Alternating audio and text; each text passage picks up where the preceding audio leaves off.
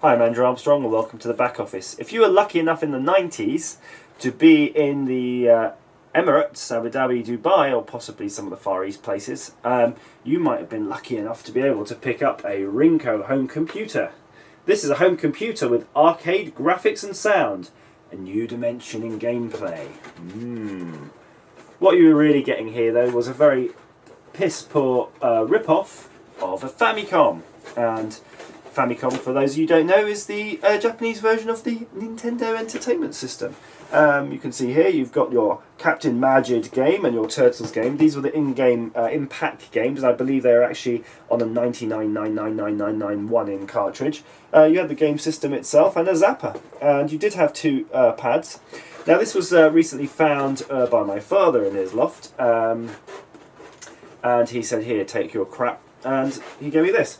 So what I found in the box, it's kind of missing some stuff. Remember, it's quite a few years old, but you know, we have the zapper. I never had a NES or a NES zapper, so I don't really know how this compares, but you can see it's got the standard auxiliary port for Famicom, so this would probably work in most Famicoms. And then I had the main unit itself, and only one control pad. One of the benefits actually of the knockoff ones, the clones, was that the control pads were actually removable. If I recall, because I did have the disc-based Famicom system, those were kind of removable if you took the lid off. I think internally they had one of these, but they had a wire I think that came out the back that was about 1 foot long, so you had to play really close to the unit.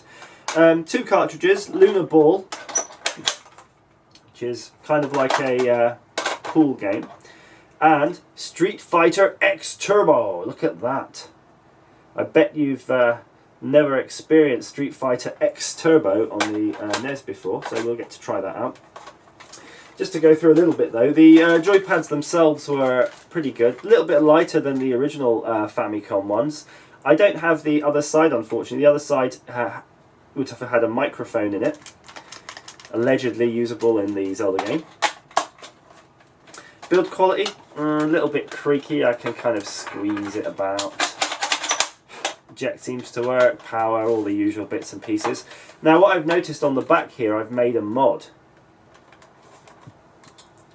And this has a plus and a minus written on it. So what I'm going to be doing to that is, rather than trying to find an AC adapter, because I suspect that this is send to negative rather than send to positive, some weirdness going on here, that I will hook up this wire, which is a bench power supply wire, and I'll plug this into a bench power supply so we can actually control the voltage and current it's getting, because after all this time, I'm not even sure it works.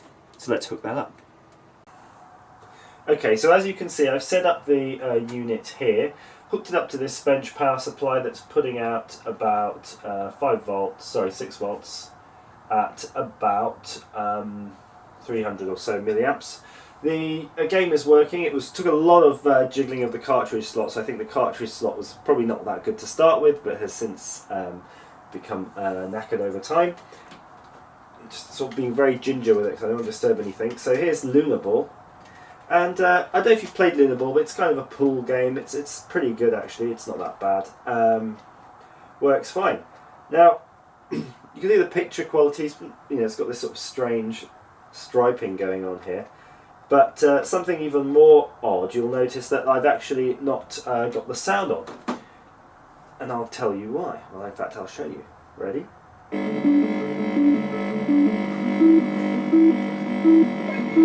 There's a hell of a lot of noise.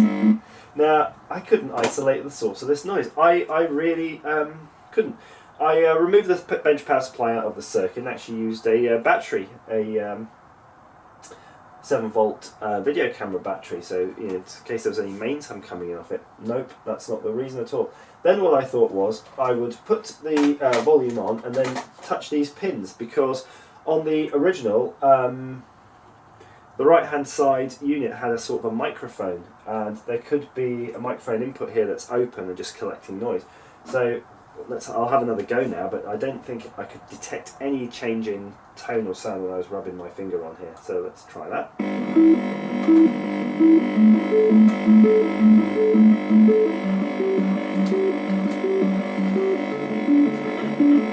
nothing discernible. I mean, you'd expect to be able to hear something, and really there's nothing there. So yeah, that's a bit disappointing. So the quality's pretty lame, but at least it kind of still works. I think though what you've all been waiting to see is what this Street Fighter game's at. So let's see if we can pop that in, and I'll show you exactly how ginger you need to be with these old things. So I'm not even going to turn it off, by the way, because the on-off switch seems to be broken. You don't really need to turn these things off. Okay. So cartridge out, new cartridge going in. Okay, new cartridge in. Hit reset. So, Kony, whoever Kony are, they've made this game, and it's got an interesting thing. It says, if screen is in error, let's go back to that, I'll show you again. If screen is error, select mode A or mode B, and the screen doesn't currently look to be in error, so we're going to keep that on there. That's fine. Sorry about clearing my throat all the time, by the way, I do have a cold. Please bear with me, I know it's a gross thing. Right, so you've got the option 1 player versus the computer and 1 versus 2 player. Now again, the sound is a bit naff, but let's hear it, because I think you'll quite like the music. Start from the beginning, so you can hear the full NES version of the Street Fighter soundtrack.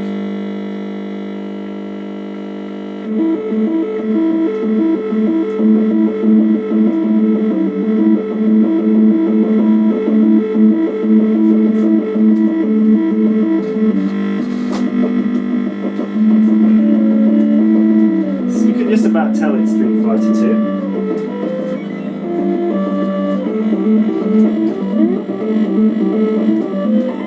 So you've got loads of characters here. I'm pretty sure that, well, we can see if they're the same character graphics or just different colours.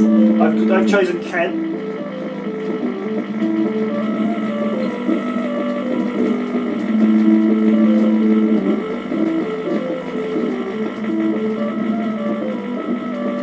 I'm getting nailed by Blue Ken here.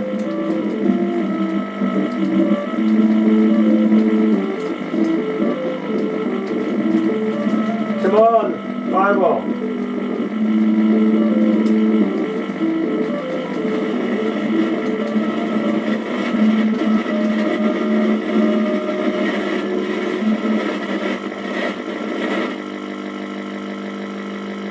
You'll notice how the sound seems to change as well with various levels of noise.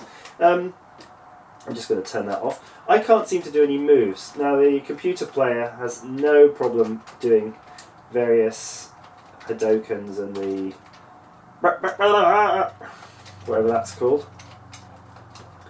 So yeah, he's caning me. Start and select, they're not doing anything, so really you've only got 2 buttons, which is a kick and a punch.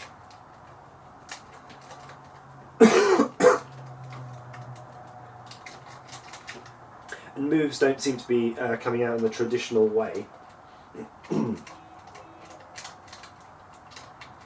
Actually, should we see if that's what the music is?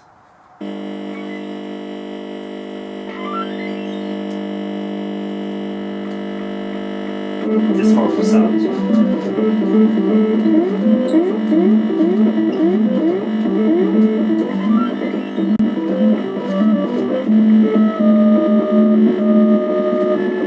Oh, I might have chosen E Honda. Now E Honda might be interesting because his move was really basically just hitting punch. Come on. Yeah, look, they do have the moves.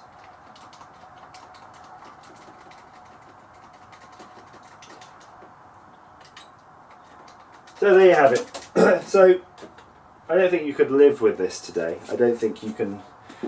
You could just download any emulator and experience these in far better quality.